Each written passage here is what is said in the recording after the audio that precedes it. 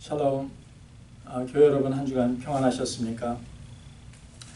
이 설교자로서 설교를 하면서 설교하기 가장 어려운 그러한 설교가 있는데요. 저는 하나님의 말씀대로 살지 못하면서 교우님들에게 하나님의 말씀대로 사십시오라고 하는 그런 설교라든지, 제가 하나님의 성품을 가지고 있지 못한데 하나님의 성품을 가지십시오라는 그런 설교를 할 때 참 어려운 것 같습니다. 오늘 설교가 그런 설교가 아닐까 합니다. 오늘날 그 리더십을 이야기할 때 섬김의 리더십, 어떤 통합의 리더십을 이야기를 합니다. 얼마 전까지만 해도 이렇게 리더십을 하면 어떤 힘과 이렇게 지배의 논리가 이렇게 작용을 하는데요. 어떤 권위적인 그런 힘을 이용해서 뭐 이렇게 해라 저렇게 해라 하면서 이렇게 리더십을 발휘하는 그런 때가 있었죠. 근데 요즘에 와서는 그런 리더십보다는 이렇게 섬겨주고 통합하고 전체적으로 이렇게 조화롭게 통합하는 그런 리더십들이 요구되어지고 있습니다. 그래서 이제는 회사에서 신입사원을 뽑을 때에도 그 인성을 굉장히 중요하게 생각한다고 합니다. 이 기업 운영에 있어서도 이제는 그런 어떻게 하면 남을 도와줄까, 어떻게 하면 전체적으로 하나 되게 이렇게 통합할까 하는 그러한 리더십이 이렇게 중요한 것 같습니다.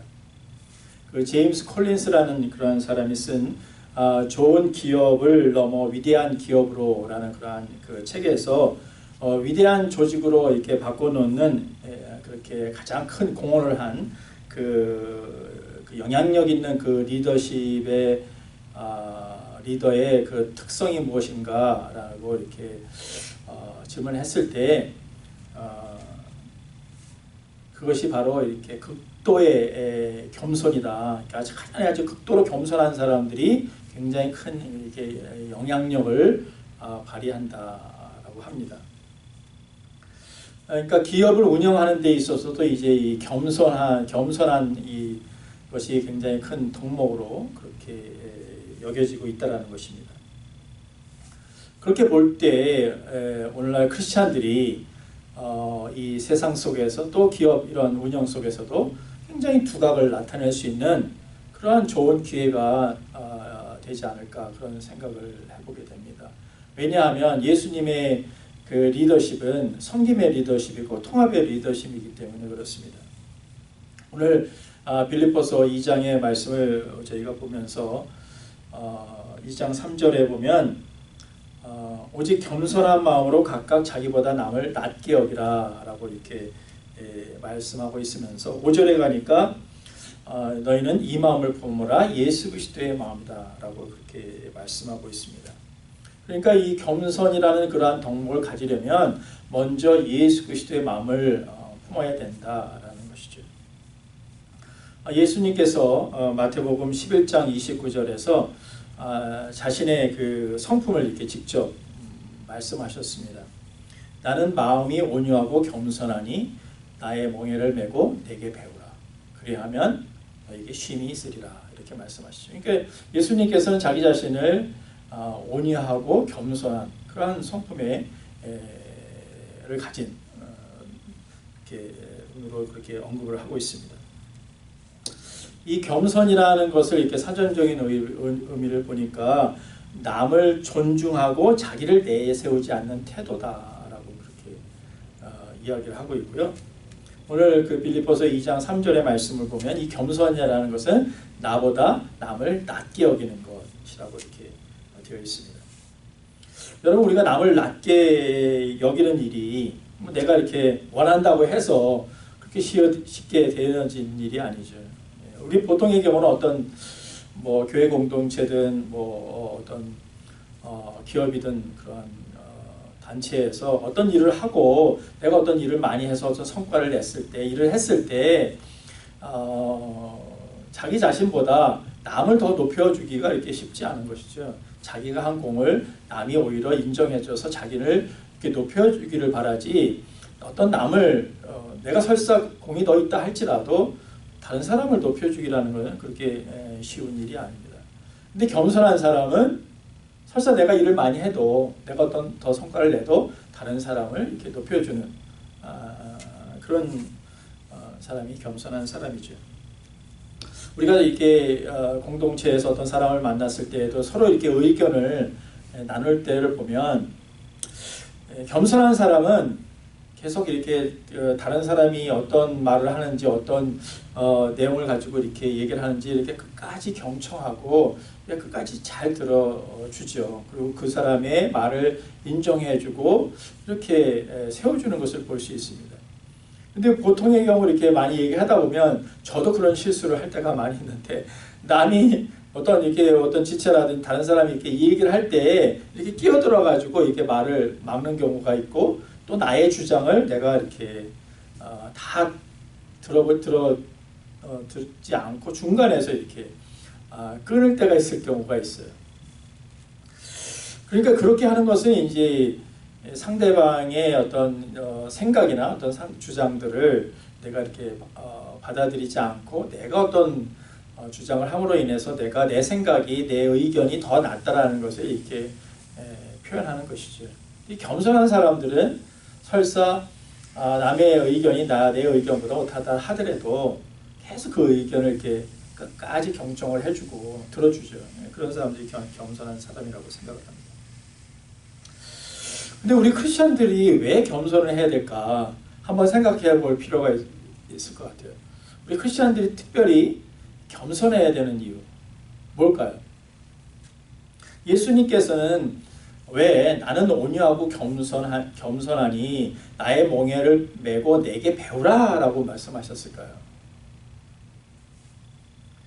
우리가 정말 겸손한 성품을 가지고 있어야 예수님을 이렇게 높여드리죠.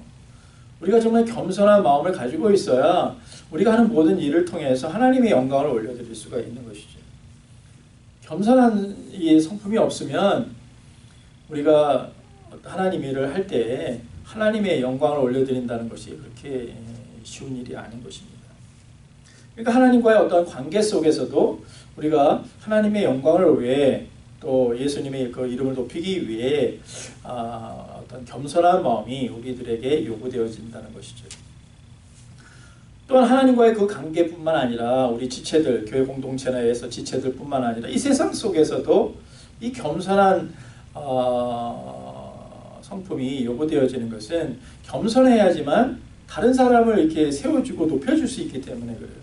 그러니까 자기 자신을 이렇게 낮출 수 있는 사람만이 다른 사람을 이렇게 높여주고 세워줄 수 있는 것이죠. 그래야만 이제 그 공동체가 평안을 유지하고 또 이러한 기업체 속에서도 그러한 겸손한 사람들이 있으면 이렇게 잘 이렇게 조화를 이루고 다른 사람을 세워주니까 뭔가 이렇게 잘 재가는 것을 우리가 볼 수 있습니다. 근데 이제 이렇게 겸손한 사람보다도 그렇지 못한 사람들이 있으면 자기 주장을 하고 또 이러다 보면 다툼도 생기고 또 공동체에 이렇게 평안이 없어지는 것을 우리가 볼 수 있습니다. 그리고 이 겸손함이라는 것은 특별히 또 나 자신과의 그 관계 속에서도 굉장히 중요한 부분이 있습니다.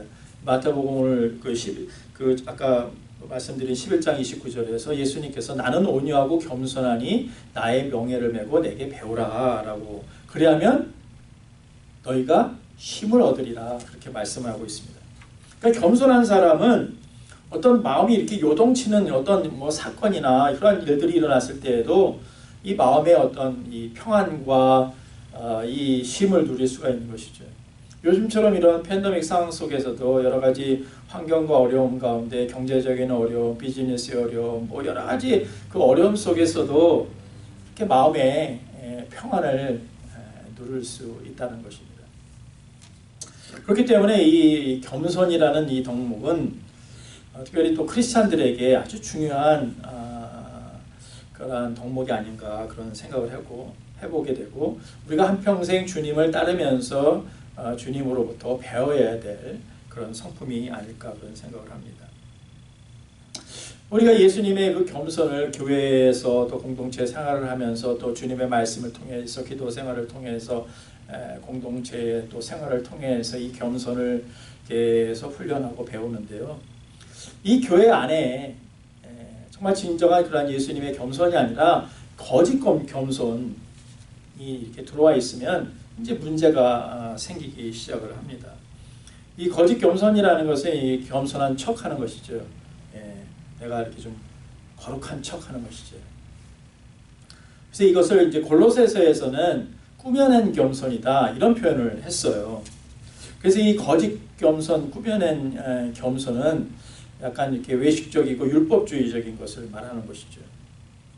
그러니까 율법적인 사람이 공동체 안에 있으면 이렇게 오늘 빌립보서 2장의 내용 3절에 있는 것 말씀처럼 교회 안에 이렇게 다툼이 생길 수 있는 거죠. 이렇게 교회가 이렇게 예수 그리스도 안에서 하나 되고 한 마음이 돼야 되는데 율법주의적인 그런 사람들이 거짓으로 이렇게 겸손을 가지고 있는 사람들은 있으면 교회가 이렇게 다툼이 생기고 분열이 생기는 것이죠.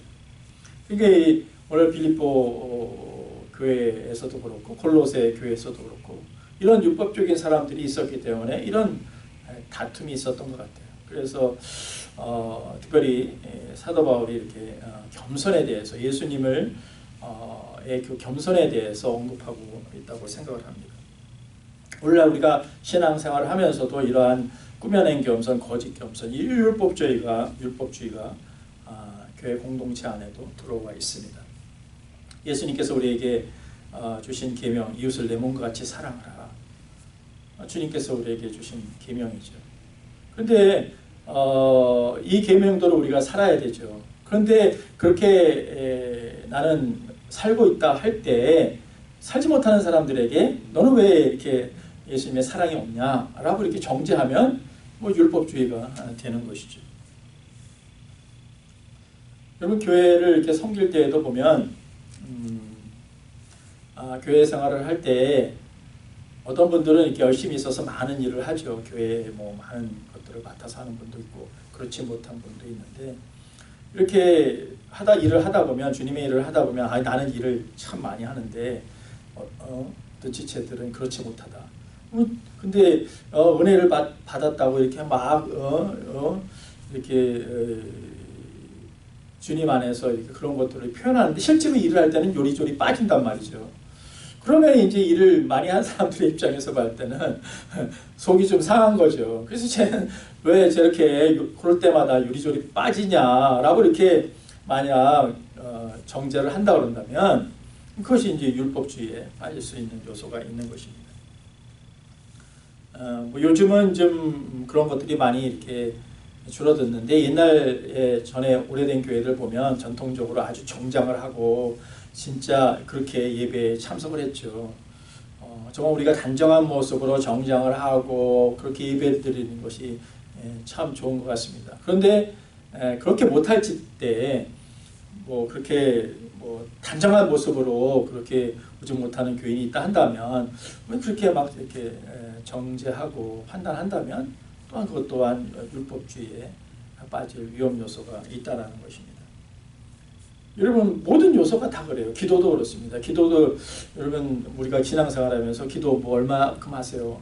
그러면 나는 기도 생활을 제대로 못해요. 이런 연약한 지체가 있다면 나는 하루에 1시간 기도하는데 나는 새벽 기도도 하고요, 철야 기도도 하고 이러면 그렇게 해서 그 연약한 지체에게 자기의 모습을 이렇게 드러내고 또 그 연약한 지체를 이렇게 정죄한다면 또 율법주의적인 그런 요소들이 있는 것이죠. 그렇기 때문에 우리가 어떤 신앙생활을 하면서 다른 사람과 비교하면서 자기 자신을 높이면서 이렇게 정죄하게 되면 다른 사람을 정죄하게 되면 율법주의에 빠질 염려가 있다는 것입니다.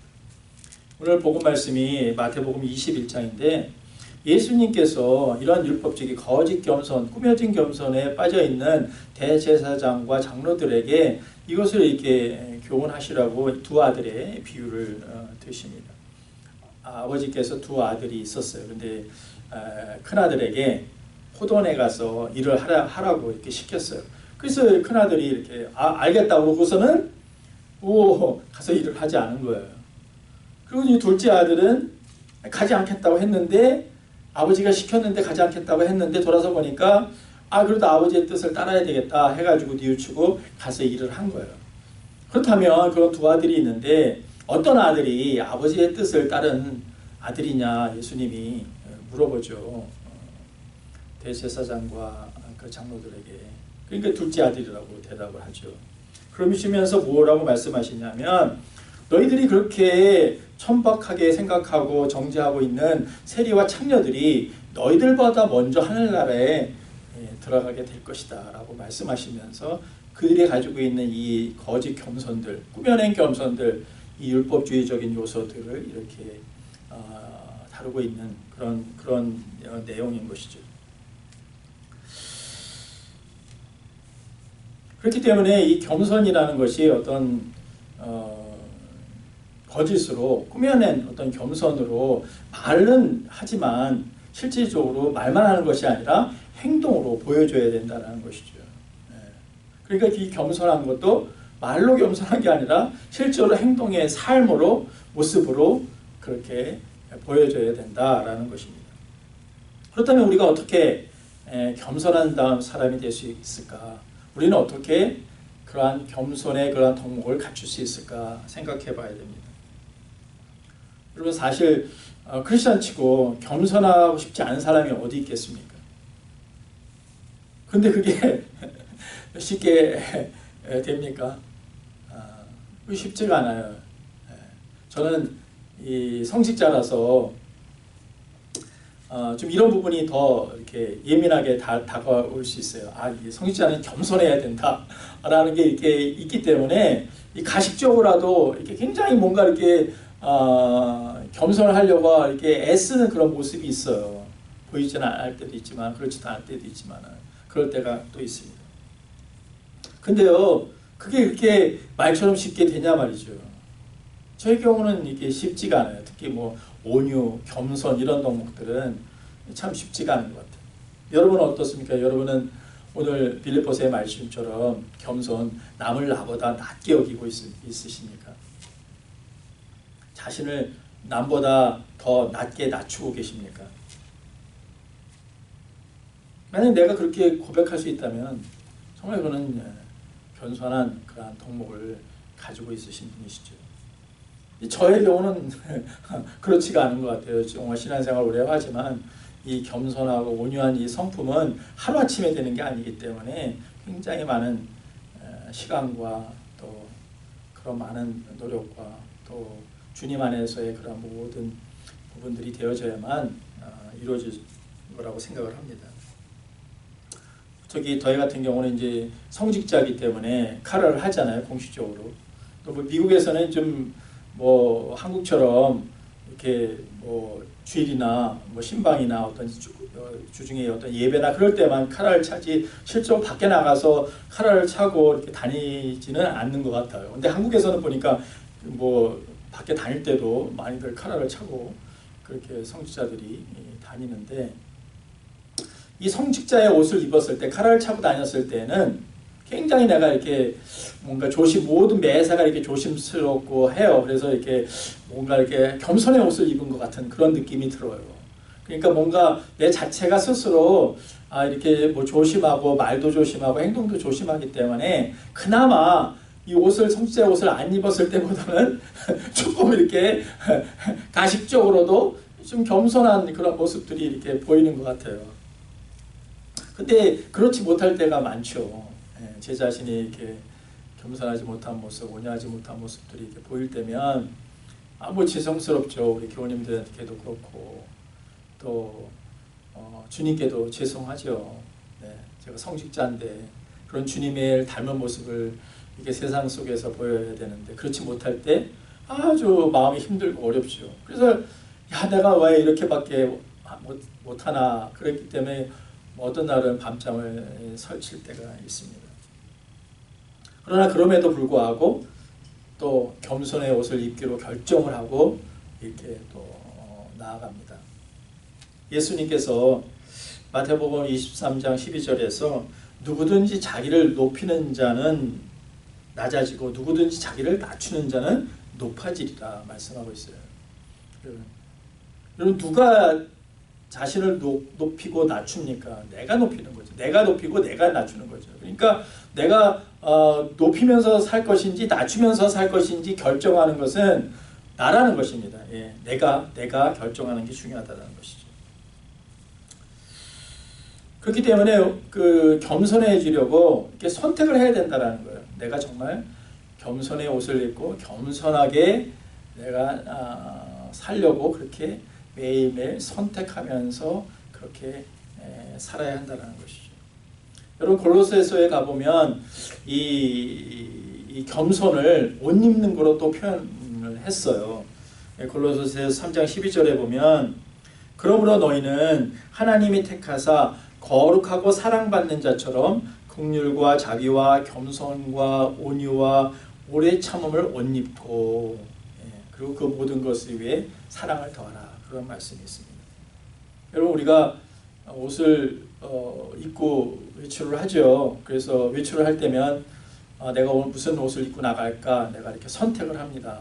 내가 오늘은 이 옷을 입고 나가야지 하고 선택하고 그 옷을 입고 나가죠. 마찬가지인 것 같아요. 우리가 이 세상에 나갈 때 이 겸손의 옷을 입기로 결정하고 내가 오늘은 정말 겸손하도록 그렇게 주님의 그런 겸손을 배우려고 내가 더 노력을 하고 그렇게 살아야지 하고 이렇게 겸손의 옷을 입고 또 이 세상 가운데 나가는 것이라고 생각을 합니다. 그 겸손의 옷을 내가 입고 나갈지 안 나갈지는 내가 선택을 하는 것이죠. 그래서 이 겸손의 옷을 입고 나갈지 아닐지를 결정하는 게 우선은 선택하는 게 중요하다. 그런 말씀을 드리고 싶습니다.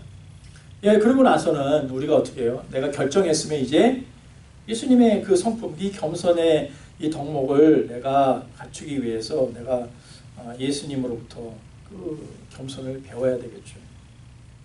예수님께서도 나는 온유하고 마음이 온유하고 겸손하니 나의 멍에를 메고 내게 배우라라고 이렇게 말씀하시죠.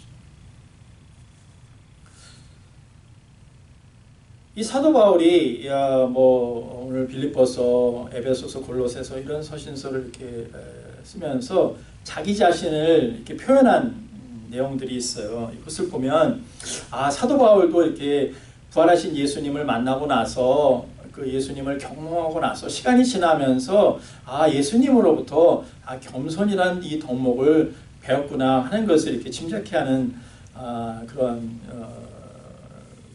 말씀들이 있는데 이 고린도전서 15장 9절에 보면 사도 바울은 뭐라고 자신을 얘기를 하면 사도 중에 지극히 작은 자라고 얘기를 하죠. 이 사도라 칭함을 받을 만한 그러한 자격도 없다라고 이렇게 감당치 못할 자다라고 이렇게 말씀을 하고 있어요. 그러니까 사도 중에서 가장 낮은 자로 자신을 표현하고 있습니다. 그런데 이제 한 5년이 지나고 나서 이제 에베소서를 집필하면서 또 에베소서에서는 뭐라고 얘기를 하냐면 에베소서 3장 8절에 보면 모든 성도 중에 지극히 작은 자, 모든 성도 중에서 가장 작은 자다라고 자신을 이렇게 또 표현하고 있고요.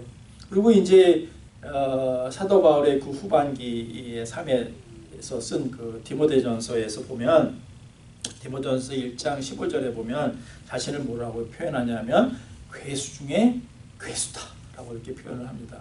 그러니까 사실은 이 시간이 흘러가면서 세월이 흘러가면서 예수님, 부활하신 예수님을 또 만나고 부활하신 예수님에 대해서 또 경험하고 은혜를 받으면서 자기 자신이 정말 그 예수님의 성품을 닮아가려고 노력하다 보니까 이렇게 처음보다는 굉장히 이렇게 겸손해지는 그런 사도 바울을 발견할 수 있습니다. 사도 바울도 예수님으로부터 이 겸손이라는 덕목을 배우고 그렇게 겸손이라는 그러한 덕목을 갖추게 된 것을 볼 수 있습니다. 겸손을 하기로 결정하고 예수님으로부터 겸손을 배우려는 그런 사람들에게 예수님께서 오늘 빌립보서 2장 5절에서 너희는 먼저 이 마음을 품어라 예수 그리스도의 마음이다 라고 이렇게 말씀하고 있어요. 그러니까 겸손이라는 그 덕목을 내가 갖추기를 원하고 또 예수님으로부터 이 겸손이라는 덕목을 배우기를 원하는 그런 사람은 그런 사람이 있다면 너희는 먼저 이 마음을 품어야 되는데 무슨 마음이냐면 예수 그리스도의 마음이다. 예수님의 마음을 너희들이 품어야, 예수님의 마음을 알아야, 그 마음을 받아야 정말 이 겸손이라는 그 덕목을 갖게 된다라는 그런 말씀이죠. 그러고 나서는 그 이하 빌립보서 2장 6절, 7절, 8절 이렇게 언급을 하면서 예수님의 이 겸손이 어떤 겸손인지를 이렇게 설명하죠. 빌립보서 2장 6절, 8절에서 그는 근본 하나님의 본체시나 하나님과 동등됨을 취할 것으로 여기지 아니하시고 오히려 자기를 비워 종의 형체를 가지사 사람들과 같이 되셨고 사람의 모양으로 나타나사 자기를 낮추시고 죽기까지 복종하셨으니 그 십자가에 죽으시니라.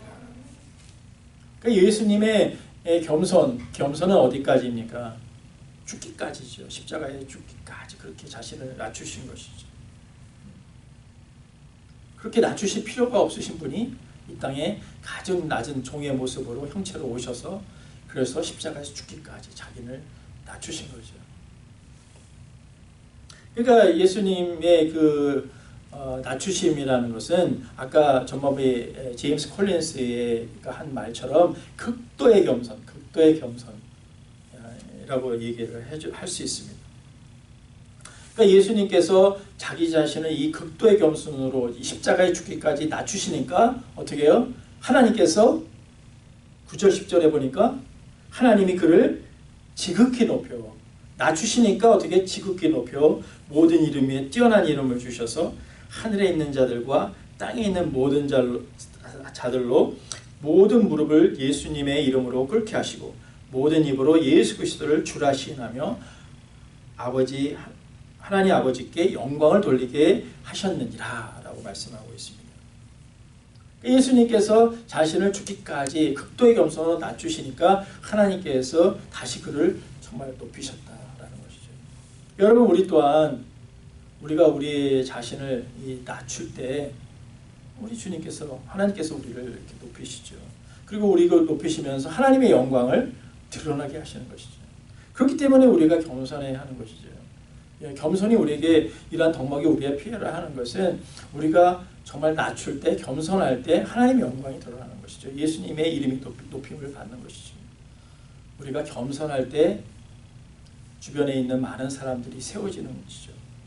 그리고 우리가 겸손할 때 공동체가 다툼이 없고 분열이 없고 정말 예수 그리스도의 마음을 품은 한 마음으로서 그렇게 아름다운 공동체로 이 땅 가운데 정말 그 예수님의 그 이름을 높이는 그런 교회가 되지 않을까 그렇게 생각을 합니다.